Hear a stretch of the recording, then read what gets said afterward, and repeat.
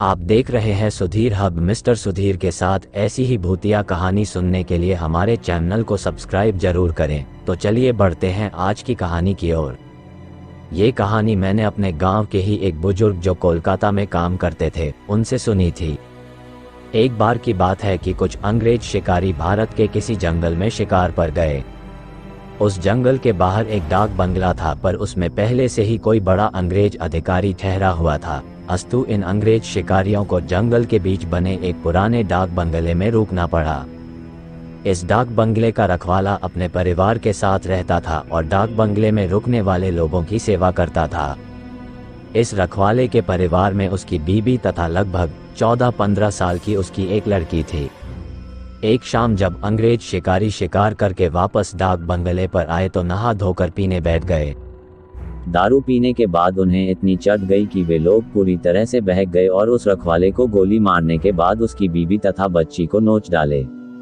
इन पापियों को नशे में कुछ भी पता नहीं चला और नोचने के बाद उन दोनों को भी गोलियों से भून डाले और तीनों की लाश को डाक बंगले के पीछे दफना दिए।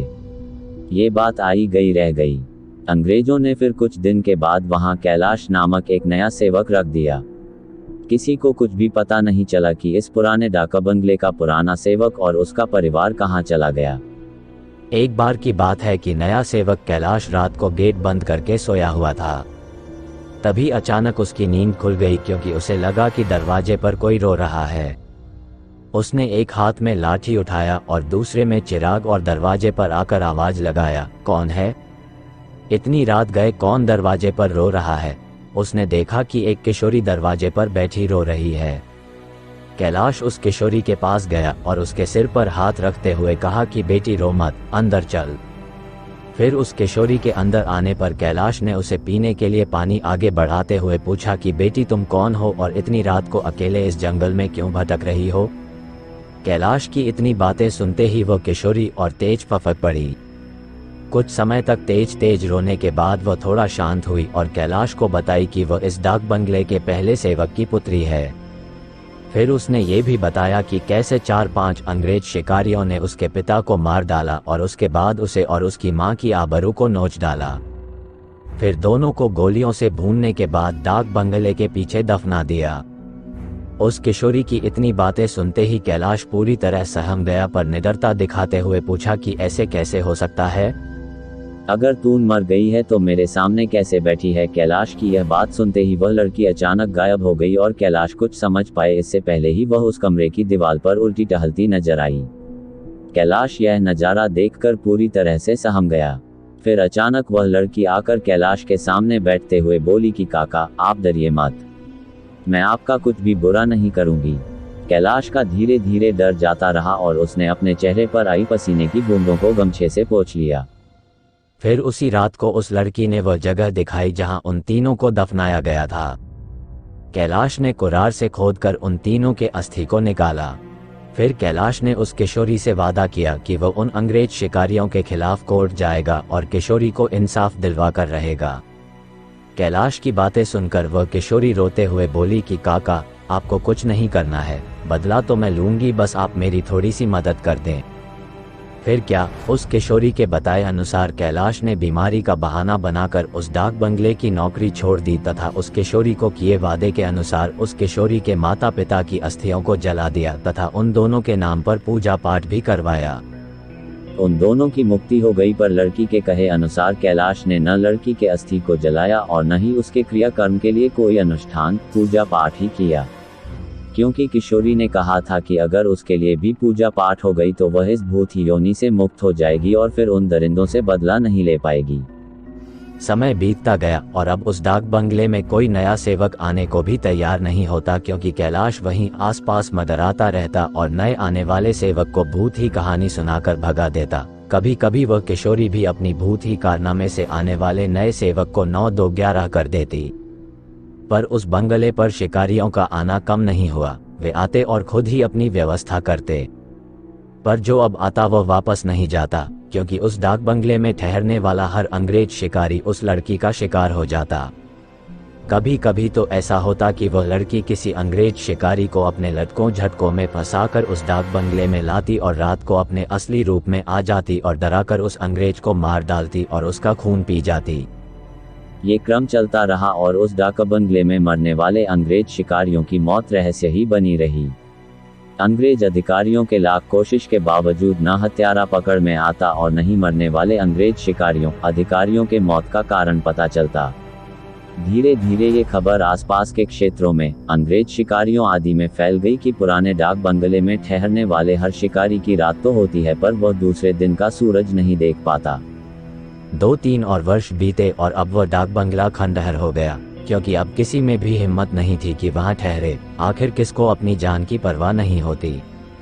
पर वो किशोरी भूतनी जो अब युवती बन गई थी, उसी डाक बंगले में रहकर अपने हत्यारों का इंतजार करती। दिन में उधर आने जाने वाले लोगों को उसका एहसास होता, क्योंकि वो बराबर रोती रहती पर किसी को दिखाई नहीं देती। एक बार की बात है कि वह युवा भूतनी उस जंगल में रह रहे एक युवा भूत तथा युवा भूतनी के संपर्क में आई। ये दोनों आदिवासी थे और जंगल में लकड़ी काटते समय किसी अंग्रेज शिकारी के शिकार बन गए थे। युवा भूतनी उन दोनों को लेकर शहर की ओर निकल गई। युवा भूतनी उन दोनों भूत भूतनी के साथ शहर में घूम घूम कर अपने हत्यारों की तलाश करती रही। 2-3 दिन की मेहनत के बाद ही वह अपने हत्यारों को पहचान ली। एक दिन वह शाम के समय खूबसूरत युवती बनकर उनमें से एक हत्यारे अंग्रेज शिकारी के घर पर गई। घर पर उस अंग्रेज के सिवा कोई नहीं था। फिर उसने खूब लटके झटके दिखाए और उस अंग्रेज को अपनी सुंदरता में फांस लिया। रूप लुभावन हो तो अच्छे अच्छों को फंसते देर नहीं लगती। योजना के अनुसार वह दूसरे दिन भी उस अंग्रेज से मिली। फिर उसे पूरी तरह विश्वास में लेने के बाद एक दिन कही कि क्यों नहीं हम लोग शिकार पर चलें। अंग्रेज ने कहा कि अच्छी बात है, मेरे कुछ मित्र शिकारी हैं, उन्हें भी लेकर चलते हैं। फिर क्या था, उस युवती भूतनी ने उस अंग्रेज से कहा कि मेरी एक और सहेली है, वह भी बहुत ही खूबसूरत है और शिकार पर जाना पसंद करेगी। फिर दूसरे दिन उस युवती भूतनी ने अपने साथ आए हुए दूसरी युवा भूतनी से उस अंग्रेज शिकारी को मिलवाया। अब तो अंग्रेज पूरी तरह उस भूतनी के माया जाल रूप जाल में फंस चुका था। एक दिन सुबह सुबह वह अपने उन्हीं पुराने दोस्तों के साथ जंगल की ओर निकल पड़ा। दिन भर शिकार करते रहे और खूब मौज मस्ती की शाम होने को आई तो अंग्रेज शिकारियों ने कहा कि अब सूर्य ढलने लगा है, क्यों न हम लोग वापस शहर लौट चलें। अंग्रेज की बात सुनकर उस युवा भूतनी ने कहा कि नाना, आज रात हम लोग यहीं ठहरकर जंगल का आनंद उठाते हैं। पर एक अंग्रेज शिकारी ने कहा कि हमने पहले से डाक बंगला तो बुक किया नहीं है, ठहरेंगे कहाँ।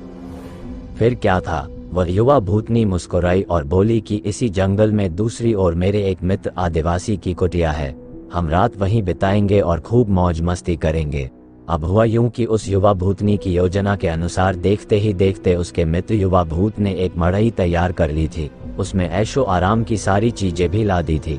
उन दोनों युवा भूतनी के साथ ये अंग्रेज उस मड़ई में पहुंचे। इन अंग्रेज शिकारियों को उस मड़ई की दशा देखकर अजीब लगा, क्योंकि उस मड़ई में महलों, बड़े बड़े होटलों जैसी व्यवस्था थी।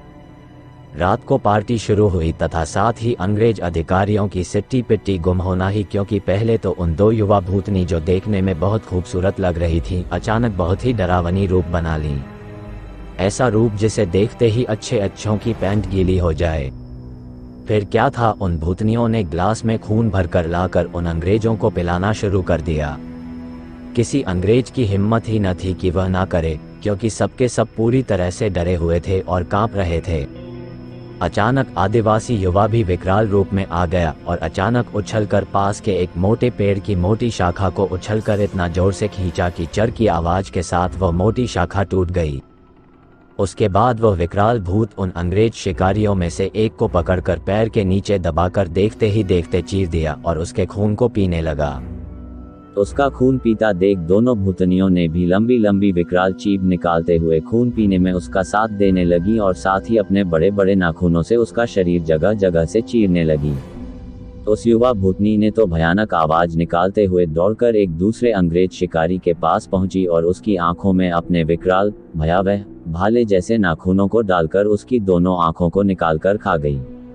इसके बाद उन तीनों भूतनी भूत ने एक एक कर सभी अंग्रेज शिकारियों को मार डाला। दूसरे दिन उन अंग्रेजों की खोज में गए अंग्रेज अधिकारियों को उनकी ऐसी विभत्स लाशें मिली जो देखने में बहुत ही भयावह लग रही थीं। उनको ऐसे नोचा गया था कि लगता था कि यह किसी मनुष्य या जानवर का काम ही नहीं हो सकता। कैलाश को तो सब कुछ पता ही था, पर वह किसी को कुछ नहीं बताया। फिर एक दिन समय निकालकर गोपनीय रूप से कैलाश ने उस युवा भूतनी के कंकाल को भी जला दिया।